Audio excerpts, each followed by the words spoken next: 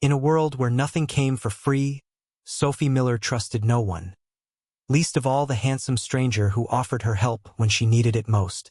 Certain he was just another scam artist, she turned him away, unaware that he was a billionaire CEO looking for something real. One misunderstanding would lead to the greatest risk and the greatest reward of her life. Before we dive into the story, comment below where you're watching from. Enjoy the story, everyone. The rain hammered the cracked sidewalks of Westbridge City, turning potholes into muddy ponds and gutters into rivers. Sophie tightened her thin jacket around her shoulders, ducking her head against the storm as she crossed the street toward the dim glow of a 24-hour diner. Her backpack, heavy with everything she owned, sagged against her spine. Another rejection, another wasted interview. It had been 3 months since she lost her job at the bookstore, and the city wasn't kind to the ones who slipped through its cracks. Inside the diner, fluorescent lights buzzed overhead. Sophie slid into a booth by the window, grateful for the battered menu shielding her from the waitress's suspicious glance. She dug into her pocket for the last few crumpled bills she had, just enough for a coffee and maybe a side of fries if she stretched it. She barely noticed the man across the room until he stood up. He was tall, broad-shouldered, with a relaxed confidence in the way he moved. A dark overcoat clung to him, rain dripping from the hem, and when he glanced up, Sophie caught a glimpse of sharp cheekbones, tousled golden hair, and sunglasses still perched on his face despite the gloomy night. He looked completely out of place here, too polished for the sticky floors and burnt coffee smell. And he was walking straight toward her. Panic skittered up her spine. She tightened her grip on the edge of the table. "Mind if I sit?" he asked, voice smooth, casual, almost amused. She blinked, confused. Plenty of empty tables. He smiled slightly, as if that had been the answer he was hoping for. Fair point. But it's miserable out there, and misery loves company. Sophie hesitated. Everything about him screamed trouble. Rich trouble. The kind that asked for your trust, then disappeared with your wallet. She'd met men like him before, smooth talkers who saw a struggling girl and smelled opportunity. Still, she nodded stiffly, and he slid into the seat across from her. For a minute, they sat in silence. The waitress appeared, dropping a mug of coffee in front of Sophie and a second in front of the stranger without asking. "Name's Nathan," he said, nudging his sunglasses higher onto his head, revealing startlingly clear blue eyes. Sophie forced a polite smile. "Sophie." He studied her for a moment, his gaze too sharp, too observant. Sophie shifted uncomfortably under the weight of it. "You're not from around here," he said. She shrugged. "I live nearby." He chuckled softly, like he saw right through the lie. "Not the best part of town." "No kidding," she muttered, more to herself than to him. Nathan leaned back, hands loose on the table. "I'm guessing you had a rough day." Sophie narrowed her eyes. "What's it to you?" He lifted his hands in surrender. "Nothing. Just, sometimes people need help." There it was. The bait. Sophie felt her stomach twist. He probably thought she was an easy mark, broke, desperate, grateful for any crumbs he threw her way. She stiffened. "I'm not interested," she said sharply. Nathan blinked. "In what?" "Whatever you're offering." "I'm fine." For a second, confusion flashed across his face. Genuine confusion, not the slippery defensiveness of a scammer caught in the act. But Sophie didn't care. She grabbed her backpack, crumpling her half-finished napkin in her fist. "Thanks, but no thanks," she said, sliding out of the booth. Nathan rose with her, hands open. "Wait, I wasn't..." She was already halfway to the door. The rain hit her like a slap, cold and merciless. Sophie yanked her hood over her head and hurried down the street, heart pounding against her ribs. Stupid. She shouldn't have even let him sit down. People like that didn't offer help without expecting something in return. Behind her, she thought she heard her name called out once, tentative. She didn't turn around. By the time she reached the crumbling building she called home, her socks were soaked and her teeth chattered uncontrollably. She fumbled with her key, cursing under her breath, the old lock sticking like it always did. Her apartment was a single room above a broken laundromat, peeling paint, a mattress on the floor, a single flickering bulb overhead. Sophie dropped her bag with a thud and collapsed onto the mattress, staring up at the stained ceiling. One more day survived. One more lie told. She was fine. She didn't need anyone. Especially not rich men with soft words and sharp smiles. Especially not men like Nathan. She closed her eyes, trying to block out the memory of his face, the kindness in his eyes, the slight confusion when she rejected him. It was probably all an act. It had to be. She couldn't afford to believe otherwise. Across town, Nathan Cole stood in the diner doorway watching the rain streak down the glass. He hadn't been trying to sell her anything. Hell, he didn't even know why he'd approached her in the first place. Something about the way she sat there, small and defiant, shoulders stiff against the world, had made him want to, what, save her? No. He shook his head. She didn't need saving. She needed someone who saw her without expecting anything in return. Nathan slipped his sunglasses into his pocket and pulled out his phone, thumbing through a few contacts before dialing a number. "Get me everything you can find on Sophie Miller," he said quietly. Discreetly. He ended the call before the assistant could ask questions he wasn't ready to answer. Nathan didn't believe in accidents, and he wasn't about to let this one slip away. The next morning dawned bleak and gray, the city still dripping from the relentless storm. Sophie dragged herself out of bed and pulled on her cleanest clothes, a pair of jeans that had seen better days and a faded sweater. She tied her hair into a messy knot, splashed water on her face, and headed back into the city jungle. She didn't see the black SUV parked across the street when she left her building. Didn't see the figure inside watching her with unreadable eyes? Nathan drummed his fingers on the steering wheel. Watching her move through the crowds, small but stubborn, felt wrong. Like he was spying on something private. But he didn't leave. Not yet. She spent the morning hitting every coffee shop and diner within walking distance, asking for work. No one was hiring. Or if they were, they took one look at her worn shoes and turned her away with polite excuses. By noon, Sophie found herself at the library, hunched over the classifieds page in an outdated newspaper, circling ads that were either scams or dead ends. She was halfway through a desperate plan to maybe offer tutoring services, despite not having finished college herself, when a shadow fell across her table. Still not interested in help? Her heart jumped into her throat. She looked up to see Nathan standing there, his hands shoved into the pockets of a leather jacket, his hair damp from the misty air. She shot to her feet. "Are you following me?" He lifted a brow. "Maybe." She glared at him. "That's not comforting." He cracked a small, real smile, the kind that carved dimples into his cheeks and made him look stupidly boyish. "I'm not here to hurt you, Sophie." "Then what do you want?"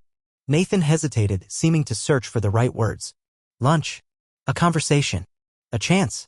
She crossed her arms. "Why?" He shrugged, an elegant, maddening gesture. "Maybe I just like people who call me out on my crap." Despite herself, a small, startled laugh escaped her. "Look," he said, his voice dipping lower. "You don't owe me anything. But you look like you could use a break. And I could use a little company. That's it. No strings. No tricks." Sophie hesitated. Every survival instinct screamed no. Every bruised hope inside her whispered maybe. Against her better judgment, she nodded once. They ended up at a tiny hole-in-the-wall cafe a few blocks away. The owner, an older woman with kind eyes and a thick accent, greeted Nathan like an old friend. No menus, no pretense, just steaming bowls of stew and thick slices of homemade bread. Sophie ate like she hadn't in days because she hadn't. Nathan didn't comment, just pushed the bread basket closer to her when it looked like she might hesitate. For a while, they talked about nothing, the weather, the city, the miserable public transportation system. Nathan was easy to talk to when he wasn't trying. His voice was low and warm, threading through the tiny space like background music. She found herself smiling more than she wanted to. It wasn't until they were finishing their second cup of coffee that Nathan said carefully, "I might know someone looking for help." Sophie stiffened. "It's not charity," he added quickly. "It's a real job. Temporary. Good pay." She eyed him warily. "Doing what?" "Assistant work," he said. "Organizing, running errands, coordinating events. Nothing illegal, I promise." "Sounds shady." He laughed, full and rich. "It's not. It's boring, actually. Lots of spreadsheets." "And why are you offering it to me?" Nathan leaned forward, elbows on the table. "Because I think you're capable. And because sometimes people need a door opened." She sat back, studying him. "I don't trust people who give away opportunities for free." He smiled slightly, but there was no mockery in it. Only something sadder. "Not everything comes with a price tag, Sophie." Maybe not for him, but for her everything did. Still, when he slid a business card across the table, plain white, embossed with a name she didn't recognize, she didn't push it back. "I'll think about it," she said finally. "That's all I ask," he said. They walked out together into the misty afternoon. Sophie pulled her jacket tighter around herself and turned to go without saying goodbye. "Sophie," he called after her. She paused, glancing back. "Don't let pride keep you from something good." She didn't answer, just tucked the card into her pocket and walked away, heart thudding painfully against her ribs. That night, in her cold little apartment, she pulled out the card and stared at it under the flickering bulb. Nathan Cole. There was no company name, no title, just a phone number. Who the hell was this man? And why did a part of her, a part she hadn't listened to in years, want to believe he was telling the truth? Sophie stared at the plain white card for what felt like hours. Every instinct inside her screamed that it was a bad idea, that trusting a stranger, especially one who looked like he belonged to another universe, was asking for trouble. But the truth was harsher than any instinct. She had no options left, no safety net, no second chances waiting around the corner. The next morning, after a sleepless night and a stomach twisted into knots, she dialed the number. It rang once, twice, then a calm, professional voice answered, giving her an address and a time. Noon sharp, downtown, an office building she had never dared to step into before.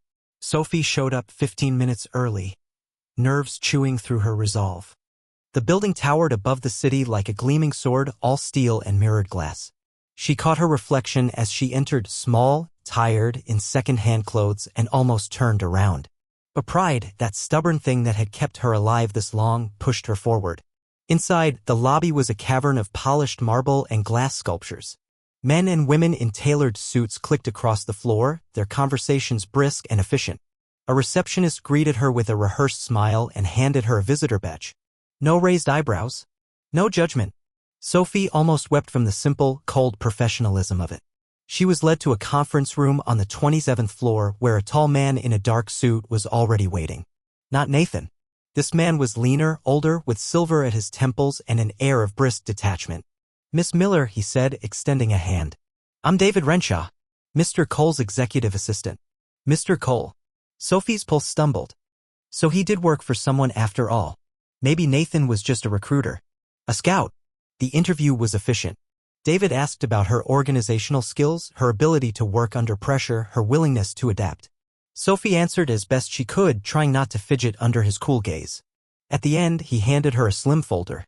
"You'll be coordinating the logistics for a charity gala hosted by Cole Industries," he said. "Temporary assignment. 1 month. If you meet expectations, there may be further opportunities." Sophie nodded, her throat too dry for words. David's mouth twitched into something almost like a smile. "Welcome aboard." As she rode the elevator back down, Sophie clutched the folder like it was a life raft. She didn't understand how Nathan had made this happen. She didn't understand why he had. But for the first time in months, a door had opened. She intended to run through it. The first week was a whirlwind.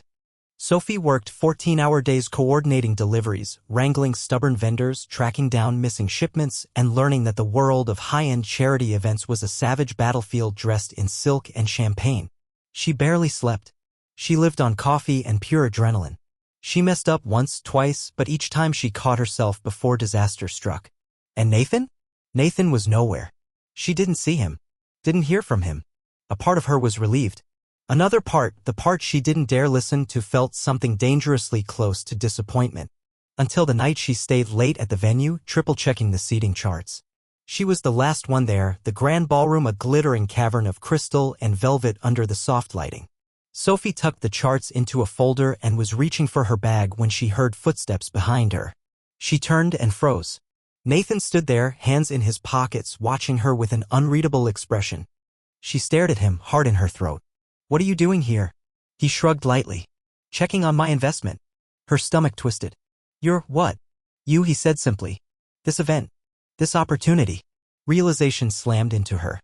"You," she began, but her voice broke. Nathan's eyes softened. "I own Cole Industries, Sophie." The world tilted under her feet. "You lied to me," she whispered. "I didn't," he said quietly. "I just didn't correct your assumptions." Sophie backed away, clutching her bag to her chest like a shield. "You let me think you were just some random guy. Some stranger." "I was a stranger," he said. "And I like that you didn't know. That you didn't want anything from me." Tears blurred her vision. Anger, betrayal, humiliation, they all churned inside her, clawing for dominance. "You played me," she spat.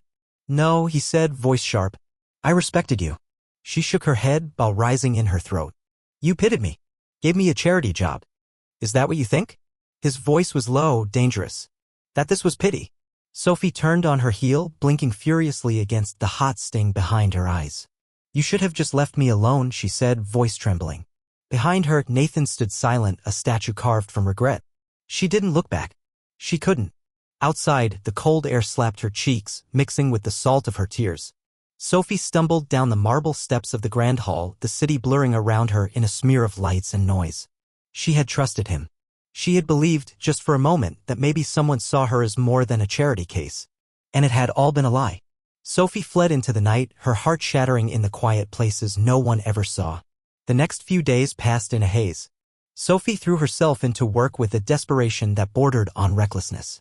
She met every deadline, every demand, her fingers trembling from exhaustion but her mind locked in a numb, mechanical rhythm. Anything to drown out the voice in her head that whispered about blue eyes, about soft smiles, about things that could have been real if she had let herself believe. Nathan didn't call. He didn't show up. He didn't try to explain. Good, she thought bitterly. Let him stay away. Let him keep his world of glass and steel and polished lies. The night of the gala arrived heavy with tension. Sophie stood in the corner of the grand ballroom, clipboard clutched tight in her hands, headset crackling with updates.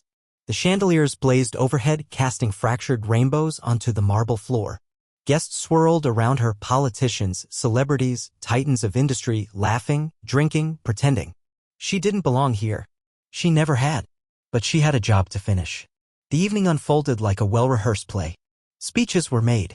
Awards were handed out. Donors pledged obscene amounts of money to causes they barely understood. Sophie moved through the glittering throng like a ghost, unseen, unnoticed. Until she wasn't. Near the end of the night, just as she was finalizing the closing logistics with the staff, she felt it, a shift in the air. The hairs on the back of her neck stood up. She turned and there he was. Nathan. Dressed in a dark suit that fit him like it had been sewn onto his skin, standing at the edge of the ballroom, his gaze locked onto hers. Sophie's heart stuttered painfully. She looked away, pretending to check her notes. It didn't matter. It was over. But Nathan didn't move. He stayed there, silent, watching her with an intensity that burned through every layer of anger and hurt she had built around herself. When she finally couldn't stand it anymore, she fled to the side terrace, needing air, needing space. The city stretched out below her, lights shimmering in the misty darkness. She pressed her palms against the cold stone railing and tried to breathe. Sophie. The voice was soft, barely a whisper above the hum of the city. She didn't turn. You have no right, she said, her voice breaking. I know. You lied to me. I know.